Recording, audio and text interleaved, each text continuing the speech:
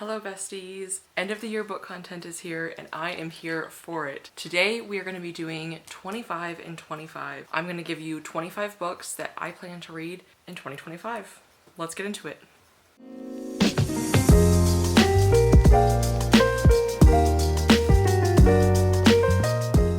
I have always wanted to do a 25, 24, 23 in that said year. I have written them down before, but this is the first time that I've been like a part of a booktube channel to where I can actually share that out and voice it out and put all of that energy in action. So I'm so excited to share with you guys the 25 books that I plan to read in 2025. I have a huge stack here. I actually wrote down all of my books before I did this, and then when I looked at my shelves, I said nope, and quite a few of those have changed. And so I'm pretty happy with what we have here. These are books and series that I'm really gonna prioritize. I was originally gonna do a reader unhaul kind of situation, but I was talking to Em about it and we kind of agreed that we're gonna be chill. We're gonna be chill vibes. I'm not a very chill person, but I think I would rather use it as a challenge, use it as a way to motivate myself rather than punish myself. So these are books that I'm really hoping to get to. In fact, if it's a part of a series, I'm really hoping to get to the whole series, except there is one exception. There is one exception to this. We'll get into that. But if it's a book that's in a series, I really want to get to the whole series. I read quite a bit, over like 100 books per year right now. So this is totally manageable for me. With that in mind, here are the 25 books that I plan to get to in 2025. Maybe the whole series, maybe not. It depends. So the first one is actually going to be a standalone, and that is 11/22/63. And oh boy, is this a chunky one. Very floppy though, actually. Not that that matters. But this is said to be a lot of people's favorite Stephen King, even if they don't like Stephen King. And it's about the JFK assassination in Dallas. So as someone who lives in the DFW area, I'm even more curious about this. So this is definitely a high priority for next year. And I'm pretty sure it's supposed to be a time travel situation where what if someone was sent back in time to prevent the JFK assassination? Not 100% sure, and I don't really want to know. I do want to know, but I want to know through reading the book. Next, we have a very new release, and that is Wind and Truth. I am fully caught up on the series. However, I'm in the middle of doing a reread, and my husband and I actually read these ones together. We do the audiobook and I do immersion while he's just listening to the audiobook. We're trying to do a little reread of that, and then we'll be able to get to the finale of Arc 1 of the Stormlight Archive, and that's just the most exciting thing ever. So yes, this is definitely a huge priority for 2025. The next one is Name of the Wind. This is part of an incomplete trilogy. Didn't realize it had Lin-Manuel Miranda as a blurb on the back. That's cool and random. But this book is in so many people's top 10. And what I've heard is even though it's not finished and people aren't sure if it's ever going to be finished, that it's still worth it. So I'm very excited to read this, and I'm very excited to finally find out what all the hubbub is about. I also see a lot of books that I read are compared to Name of the Wind, so that's another really good reason to read it so that I can understand those references and those similarities. I would love that. So yep, Name of the Wind is also on my 25. Okay, now we have another standalone, and that is Piranesi. This specific book was a gift from our very own Sarah. She gifted this to me around 6 months ago, and I haven't gotten to it yet, so this needs to be read in 2025. Sherilyn loves this book, and then Sarah had heard about it and thought that it would be something that I would love, so I want to put that to the test. Will I love it? I think I probably will. If Sherilyn loves it and Sarah thinks I will love it, I definitely need to make sure I give this a shot, and I probably will love it. So the next book on my 25 and 25 is A Time of Dread by John Gwynne. This is the first book in a series that it takes place after his first series, The Faithful and the Fallen. So this is like many years after the events of Faithful and the Fallen. I haven't read this. I really want to complete John Gwynne's, my actual goal is to complete John Gwynne's backlist in 2025. We'll see how possible that is, but I at least want to get this one started and hopefully even finish this whole trilogy. Next, we have Empire of Silence. This is a book that is one of the most responsible decisions I have made, which is buying only the first book, okay? But I need to read this first book so that I know if if I need to buy all of the rest of them.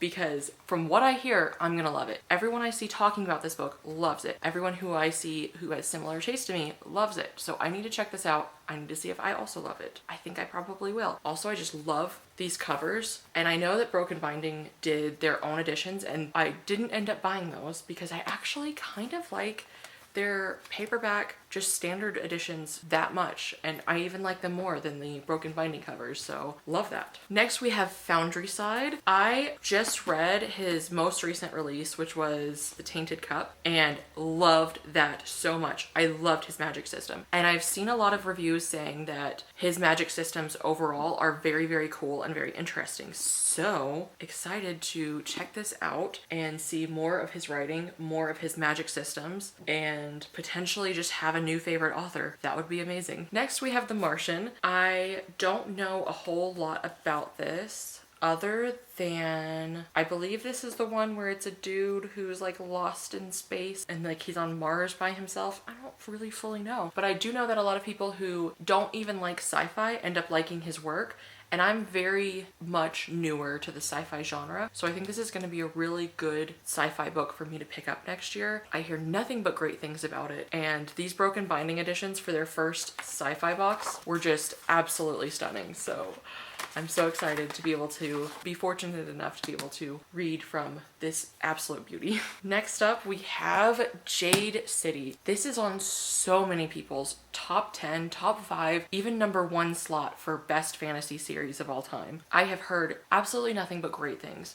I've had the paperbacks for a while, and then Broken Binding put out these for their fantasy subscription, and I just honestly need to pick them up so bad. The art in here very much calls to me. All I know about these books is that they're like an urban fantasy that has magic system based on jade, and it's got kung fu, gangs, and like just a lot of fun and a lot of sadness. I think I've heard that it's also got a lot of tears to be shed. This has also won so many awards, and it is finally time. It is finally time for me to pick up Jade City and the entire Greenbone saga. Let's be real, I'm pretty sure as soon as I pick this one up, I'm not gonna put down the series. Next we have a book that's not quite a standalone, but a lot of people approach it as a standalone, and that's Howl's Moving Castle. I do plan on getting the other editions from Fairy Loot. However, I've heard that the first one is just like hands down the best, and then the rest of them kind of go off on their own into like totally different areas, and they're not as good. So I do think I probably will only prioritize reading the first one next year, but I definitely want to read this. I love the movie. Watched the movie actually with the girls earlier this year when it was Ghibli Fest, and we had so much fun doing that. But I'm so excited to finally read the book. I've watched the movie, have never read the book, and it's time. Okay,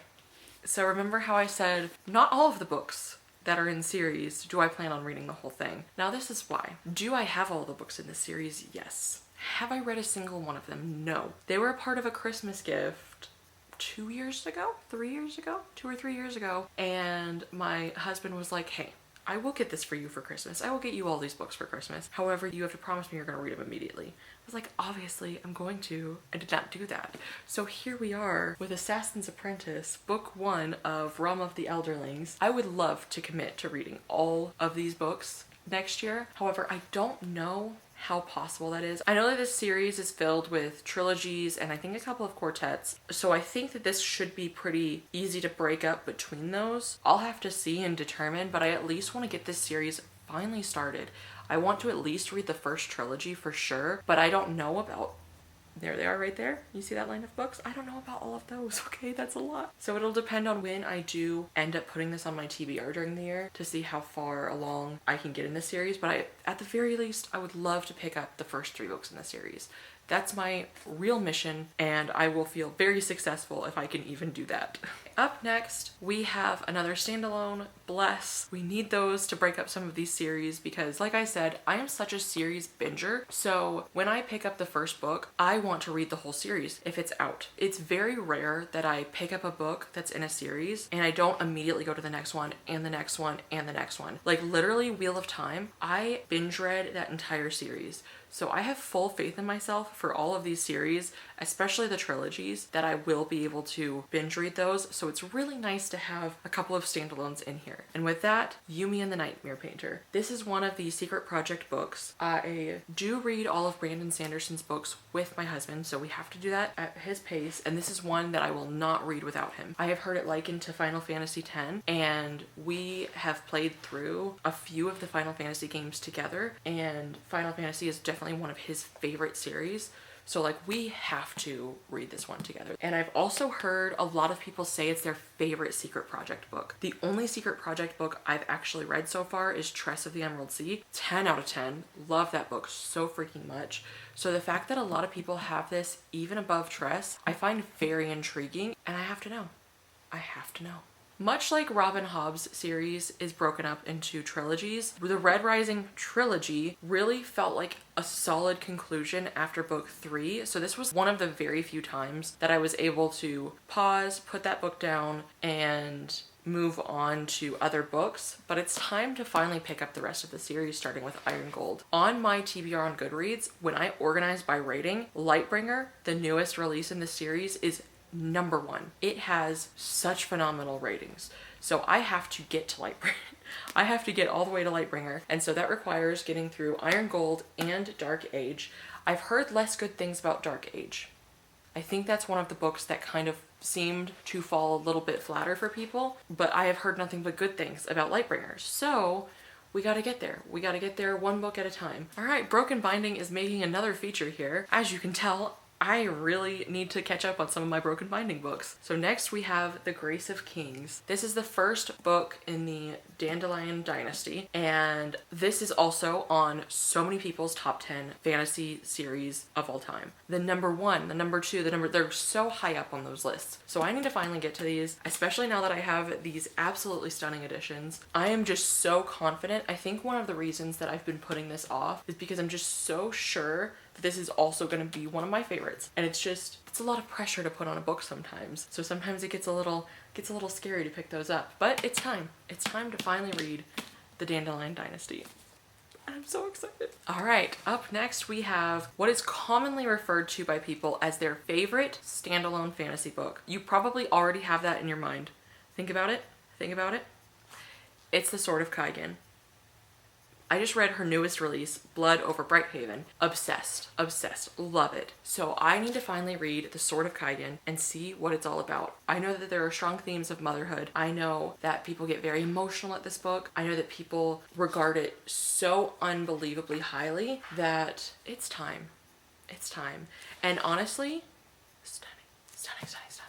And honestly, I don't know what it is about her artwork for her books, but they are all just supremely gorgeous. Every edition, I have 3 editions of this book and I haven't read it yet. That's how confident I am that I'm gonna love this book and then it's gonna be a new all-time favorite. So it's time to finally read Sword of Kaigen. I've been talking about this book for years. I look at this book on my shelf every single month and I'm like, this is the month, this is the month. And then I get scared and then I don't pick it up.